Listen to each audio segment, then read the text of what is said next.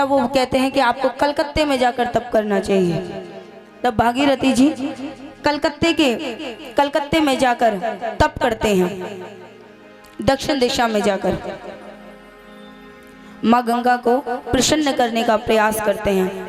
100 वर्षों के कठोर तपस्या के बाद माँ गंगा प्रसन्न होती हैं और उन्हें दर्शन देती हैं। बोली गंगा मैया की।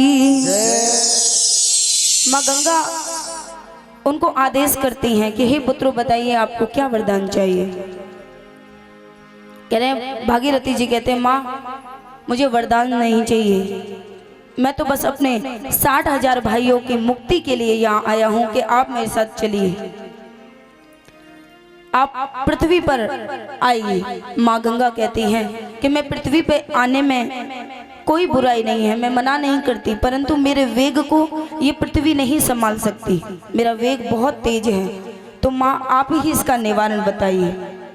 तो बाबा भोलेनाथ ही हैं जिनकी जटा में मैं विराजमान होकर मेरी जो पहली धार होगी वो बाबा भोलेनाथ की जटा में लगेगी, जिससे गंगा बहेगी और पृथ्वी पर आएगी।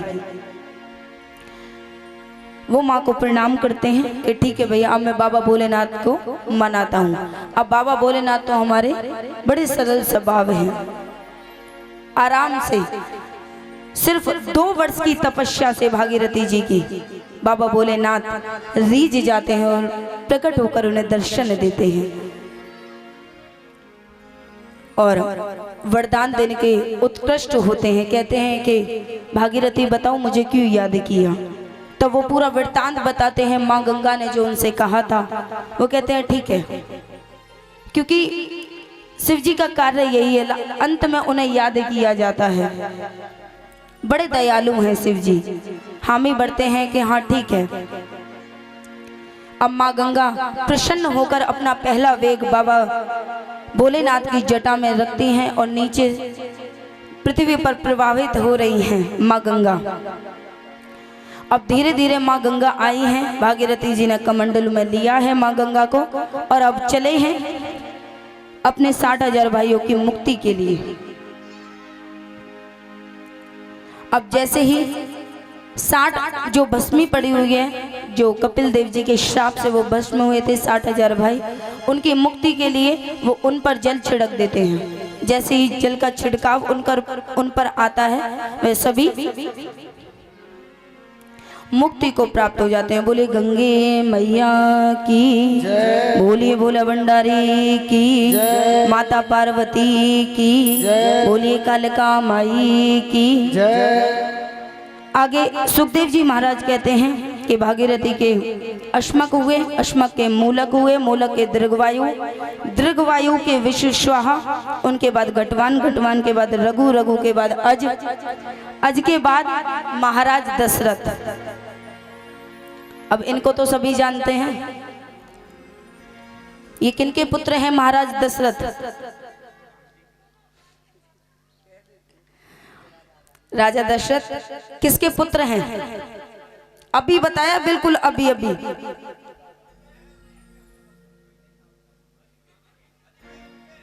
बिल्कुल, अब जोरदार ताली बजा लो। नहीं, मुंह ताको, खुद को बोलना नहीं है, कोई बोल रहा है तो उनको भी प्रेरित नहीं करना। ध्यान दो, कोई अपनी चूड़ी में लगे हुए हैं। अज के पुत्र है महाराज दशरथ। आइए भैया, रघुकुल वंश का, सूर्य वंश का मैं आपको कथा श्रवण करा रही हूँ। सभी मर्यादा में रहें, क्योंकि अब मर्यादा पुरुषोत्तम श्री राम का जन्म होने वाला है, तो सभी मर्यादा में बैठे। सभी प्रेम और भाव से कुछ चौपाइयों का मनन करेंगे। हो मंगल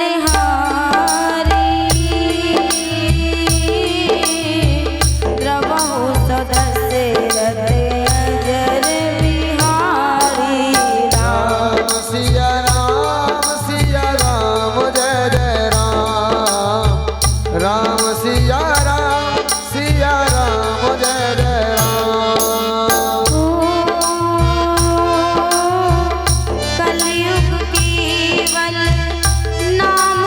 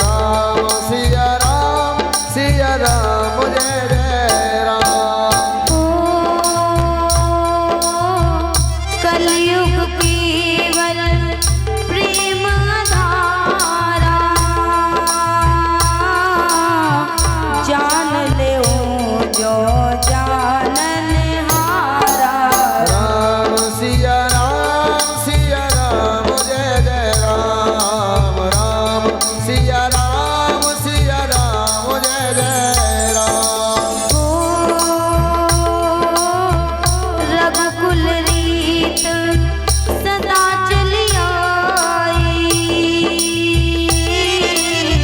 प्राण जाए पर वचन न जाए। राम सिया राम जय जय राम। राम सिया राम जय जय राम। राम सिया राम जय जय राम। राम सिया राम जय जय राम। बोलिए श्यामल रामचंद्र भगवान की जय। इसमें उनके यहाँ सूर्य को देखकर, सूर्य की मान्यता बहुत है उनके यहाँ, तक कि जो चंदन लगाते हैं ना अयोध्यावासी, तो कहीं ना कहीं सूर्य का वो देते हैं तिलक। सूर्यवंशी रघुवंशी एक ही है। तो भैया दशरथ जी की 3 रानियां हैं, 3 हैं। अब तीनों के नाम क्या हैं? सबसे बड़ी क्या है?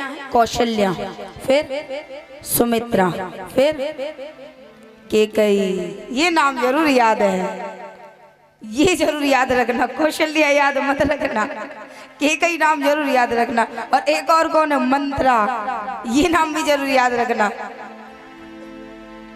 इनसे ही सीखने को मिलेगा जो मिलेगा, और वाकई है इनसे ही सीखने को मिलेगा।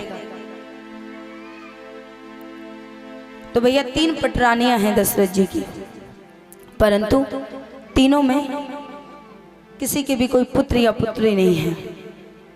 दशरथ जी बहुत बड़ा राज्य है अयोध्या का, परंतु वंश को बढ़ाने के लिए कोई भी नहीं। एक बार भूपति मन माही, भेगिलाने मोरे सुत नाही। एक बार भूपति मन माही, भेगिलाने मोरे सुत नाही। हाँ गुरु ग्रह गयाऊं तुरंत मही पाला, चरण लागे कर विनय बेसाला। एक बार भूपति मन माही, भेगिलाने मोरे सुत नाही। आज दशरथ जी बड़े परेशान हैं, मन में विचार कर रहे हैं कि चौथापन आने को है, चौथापन में हूँ, परंतु मेरे कोई पुत्र नहीं है जो मेरे वंश को चला सके, इसका नाम कर सके। चिंतित तो होकर राजा अपने गुरु के पास जाते हैं, गुरु वशिष्ठ के पास जाते हैं और प्रार्थना करते हैं कि हे गुरुदेव, जबकि बहुत बड़े ज्ञानी हैं दशरथ जी, परंतु पुत्र प्राप्ति ने आज उनको भी दुख में डाल दिया।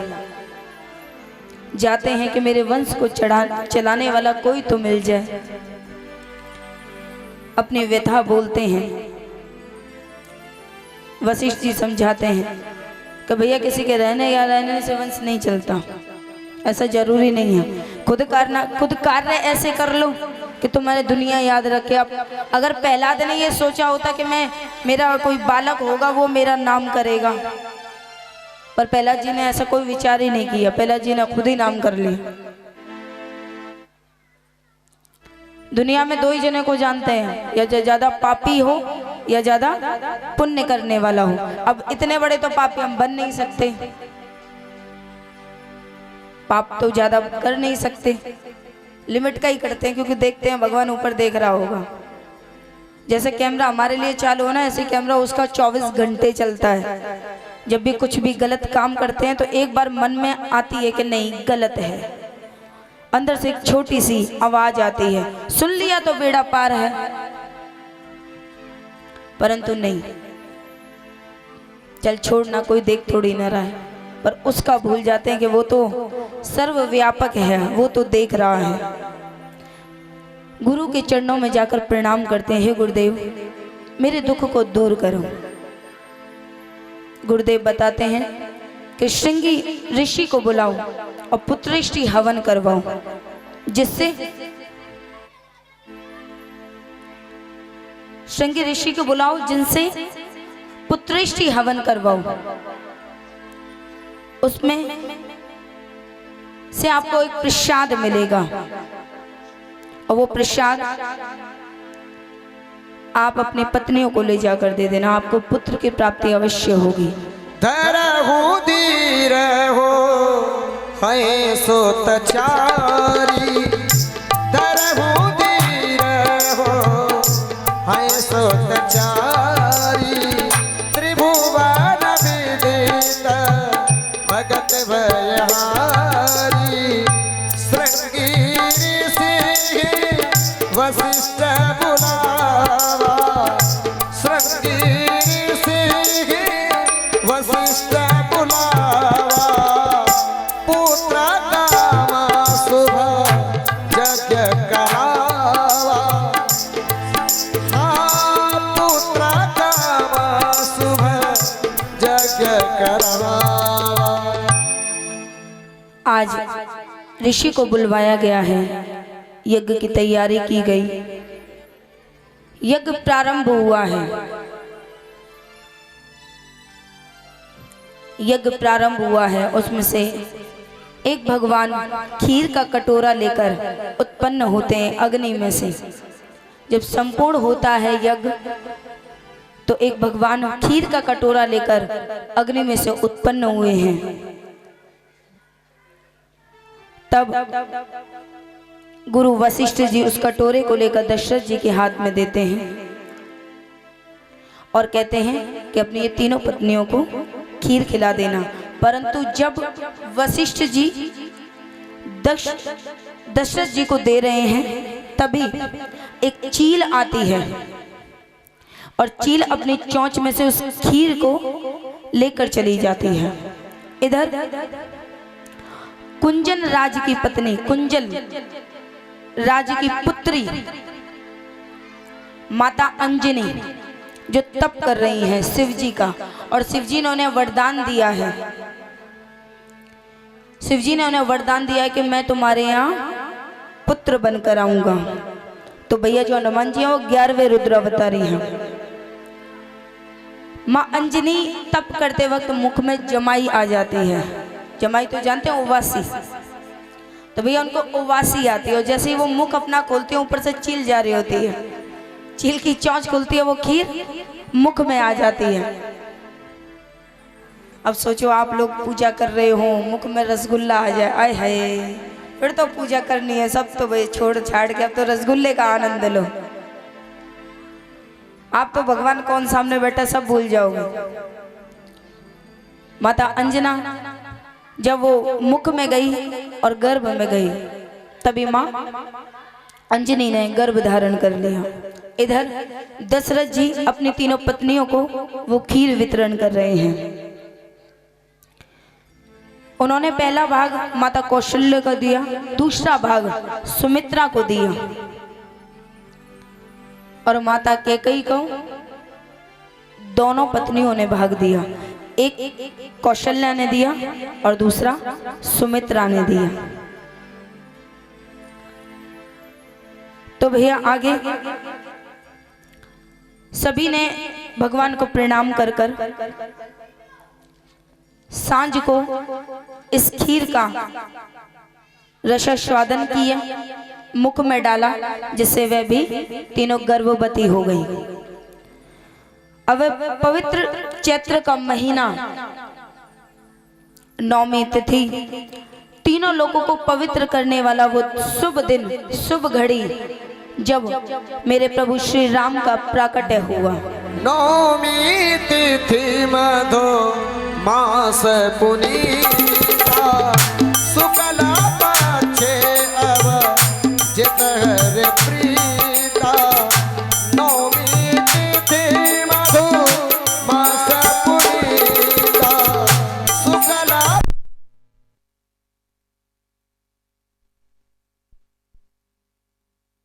अवस्था बड़े प्रेम से सभी के साथ व्यतीत हुई। धीरे धीरे सभी बालक बड़े हुए, तभी दशरथ जी के पास विश्वामित्र जी आते हैं। भक्तों पर, संतों पर आ रहे कष्ट को दूर करने के लिए राम जी और लक्ष्मण जी को अपने साथ लेकर जाते हैं। मध्य में अहिल्या को मुक्ति देते हैं, आगे अहिल्या को ताड़ते हैं, आगे जनकपुर की ओर निकलते हैं विश्वामित्र जी। और वहां एक सुंदर आयोजन है। जनक जी की एक पुत्री हैं माता सीता, और जैसा कि मैंने आपको कल भी बताया था कि पहले स्वयंवर हुआ करते थे। एक मांग की जाती थी कि भैया वहां पर भी ऐसे ही दृश्य देखने को मिला। राजा जनक ने एक शर्त रखी हुई थी कि जो शिव धनुष को तोड़ेगा वही सीता को प्राप्त करेगा। वहीं पे विश्वामित्र, राम जी और लक्ष्मण जी सभी विराजमान हैं, बड़े से बड़े। और एक आश्चर्य वाली बात भी आपको मैं बता दूं, आपने शायद कहीं सुना हो, वह रावण भी विराजमान था उस सभा में, उस स्वयंवर में। सबने प्रयास किया उस धनुष को तोड़ने का, तोड़ना तो दूरों से उठा भी नहीं पाए। एड़ी तक का, चोटी तक का जोर लगा दिया पर नहीं हुआ। अंततः जब जनक जी दुखी हो गए, उन्होंने अपने सिंहासन पर खड़े होकर कहा कि क्षत्रिय वंश में मुझे लगता है अब योद्धा रहा ही नहीं, लगता है मेरी बेटी कंवारी रह जाएगी, इसके भाग्य में वर है ही नहीं। जब ये बात लक्ष्मण जी ने सुने तो उन्हें क्रोध आ गया। शेषनाग अवतारी तो थे और क्रोध बहुत जल्दी आता है। कहते जब तक मेरे भाई सभा में बैठे आपने कैसे कह दिया, हमें निमंत्रण दिया, ये तो गुरु की है और बड़े भाई का मान है जो मैं अभी तक बोला नहीं। पर हाँ, क्षत्रिय वंश के खून में आज भी वो ताकत है, नहीं तो मेरे प्रभु राम को बुलाकर देखिए। भैया राम जी गुरु की तरफ देखते हैं, गुरुदेव आदेश करते हैं, तब राम जी गुरु को प्रणाम करते हैं और शिव धनुष की ओर अग्रसर होते हैं। अब धनुष को देख रहे हैं, उधर माता सीता को देख रहे हैं। अब सीता की माँ विचार कर रही है कि भैया अब तो विश्वामित्र जी हमसे मजाक।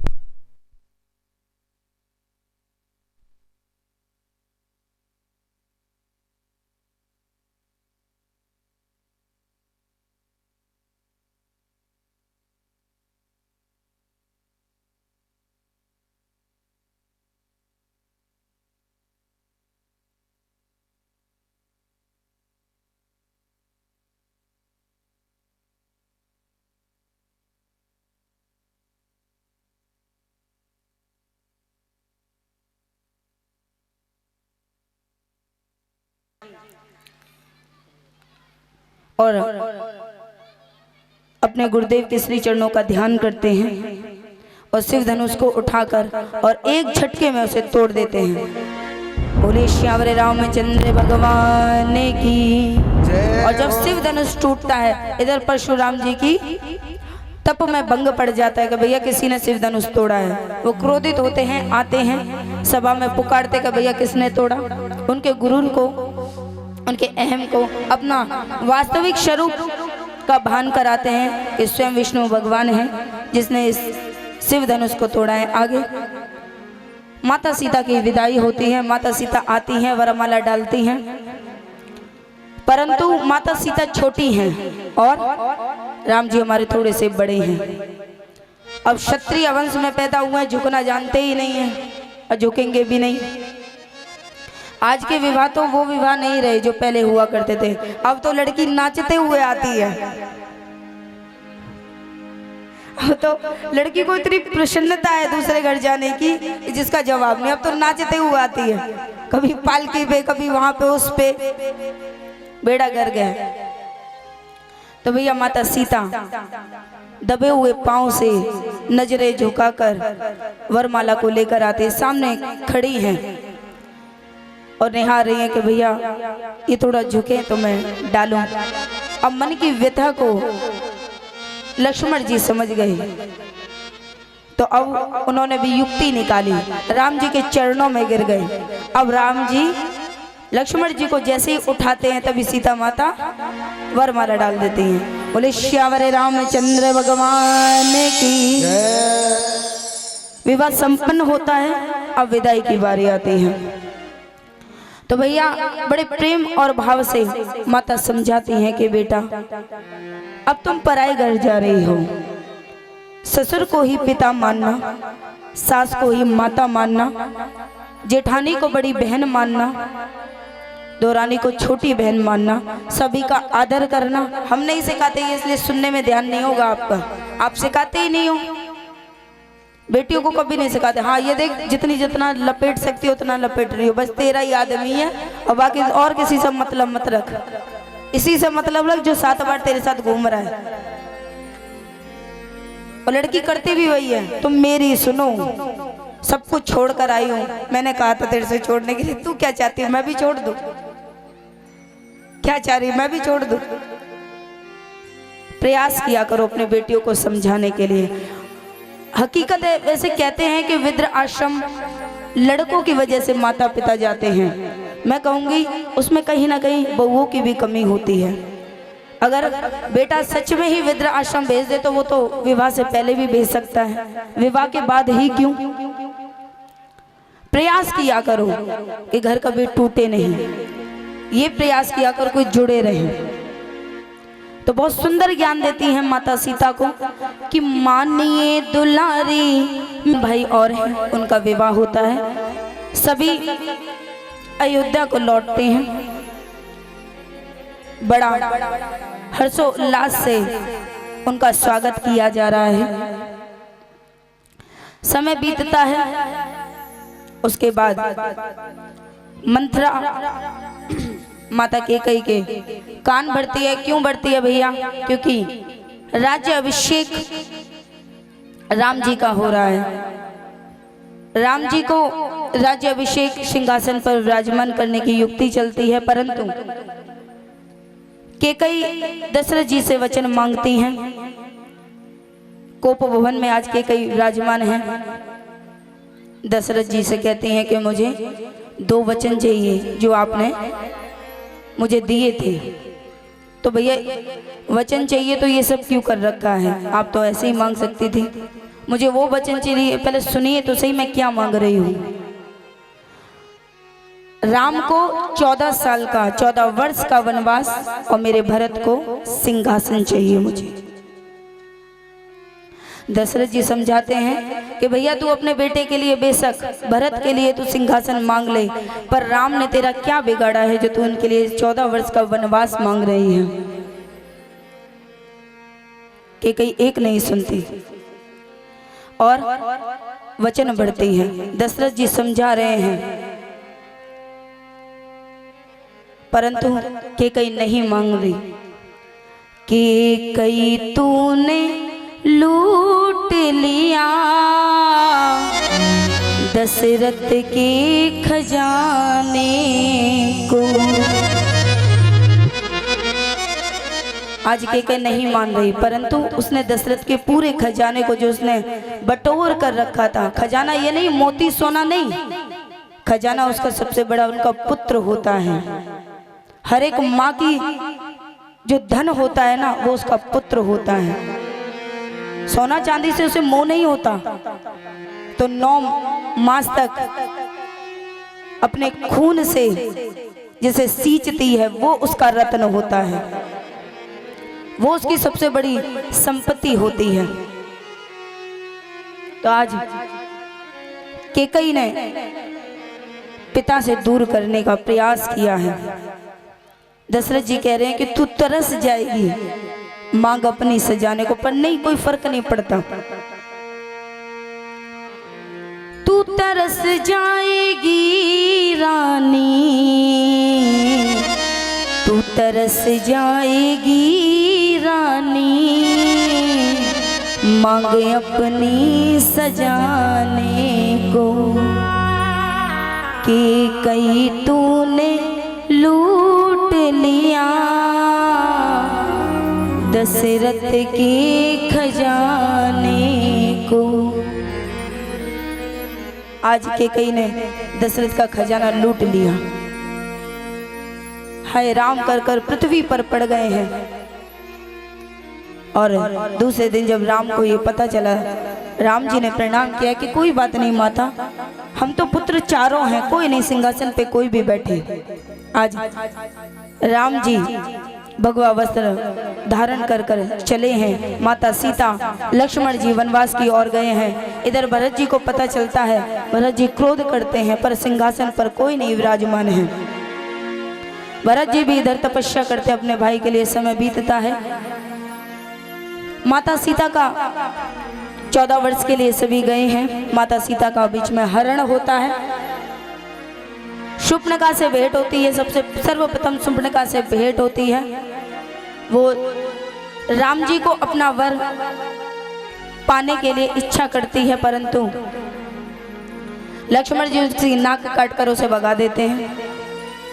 यहीं से शुरुआत हो जाती है युद्ध की।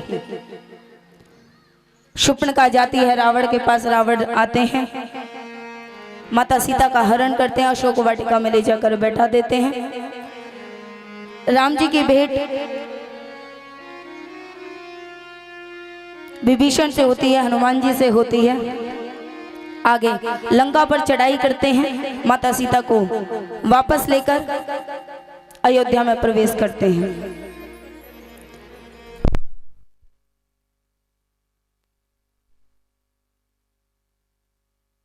मेरी गलती नहीं है कुछ भी। आधा घंटा तो तुम्हारे, 1 घंटा तो यह लाइट में लग रहे हैं। ऊपर से आप समय पे नहीं आते हैं, हम समय पर विराजमान नहीं हो पाते। कथा किसको सुनाऊं मैं? पांडल को। इन्हें सुनानी होती तो हम घर ही बैठ जाते अपने। समय से आ पाएंगे, समय से कथा प्रारंभ होंगी। आइए, राम जी आते हैं अयोध्या में। अयोध्या में आने के बाद उनका स्वागत किया जाता है। समय बीतता है। एक धोबी माता पर इल्जाम लगाता है। माता को, सीता माता को वनवास दिया जाता है। वाल्मीकि की कुटिया में लवकुश का जन्म होता है। लवकुश से युद्ध होता है रघुवंशियों का। आगे सुखदेव जी महाराज राजा परीक्षित जी को बताते हैं कि राम जी अब अपनी लीला को समेट रहे हैं।